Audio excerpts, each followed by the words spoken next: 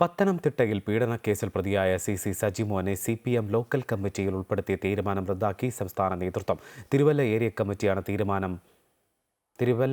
കമ്മിറ്റിയുടെ തീരുമാനമാണ് തിരുത്തിയത്. പ്രാഥമിക അംഗത്വം മാത്രം നൽകുവാനുള്ള കൺട്രോൾ കമ്മീഷൻ തീരുമാനം മാത്രം നടപ്പാക്കിയാൽ മതിയെന്നാണ് സംസ്ഥാന നേതൃത്വം നൽകിയിരിക്കുന്ന നിർദ്ദേശം. രണ്ട് പീഡന കേസുകളിലും കുട്ടിയുടെ പിതൃത്വം തെളിയിക്കാനുള്ള DNA പരിശോധന അട്ടിമറിച്ച കേസിലും പ്രതിയായ സി സജിമോനെ പാർട്ടിയിൽ സ്ഥാനക്കയറ്റം നൽകിയ നടപടിയിലാണ് CPM സംസ്ഥാന നേതൃത്വം തിരുത്തൽ വരുത്തിയത്. പ്രാഥമിക അംഗത്വം മാത്രം നൽകാനുള്ള കൺട്രോൾ കമ്മീഷൻ തീരുമാനം മറികടന്ന് തിരുവല്ല ഏരിയ കമ്മിറ്റി സി സജിമോനെ ലോക്കൽ കമ്മിറ്റിയിൽ ഉൾപ്പെടുത്തുകയായിരുന്നു. പീഡനമടക്കം 3 കേസുകളിൽ പ്രതിയായതോടെയാണ് സി സജിമോനെ പാർട്ടിയിൽ നിന്ന് പുറത്താക്കിയത്.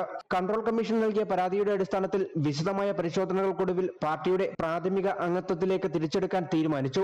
എന്നാൽ കൺട്രോൾ കമ്മീഷൻ തീരുമാനം പരിശോധിച്ച തിരുവല്ല ഏരിയ കമ്മിറ്റി സജിമോനെ പാർട്ടിയുടെ തിരുവല്ല നോർത്ത് ലോക്കൽ കമ്മിറ്റി അംഗമായി സ്ഥാനക്കയറ്റം നൽകി. തുടർന്ന് ഇതിനെതിരെ വ്യാപക പരാതി ഉയർന്നു. സംസ്ഥാന നേതൃത്വത്തിനും പരാതി ലഭിച്ചതോടെയാണ് തീരുമാനം റദ്ദാക്കിയത്. കൺട്രോൾ കമ്മീഷൻ എന്ത് നടപടിയാണോ തീരുമാനമായി നൽകിയിട്ടുള്ളത് അതുമാത്രം നടപ്പിലാക്കിയാൽ മതിയെന്നാണ് പ്രാദേശിക ഘടകത്തെ സംസ്ഥാന നേതൃത്വം അറിയിച്ചിരിക്കുന്നത്. 2018 വിവാഹിതയായ യുവതിയെ പീഡിപ്പിച്ച് ഗർഭിണിയാക്കിയതടക്കമുള്ള കേസിൽ പ്രതിയാണ് സജി.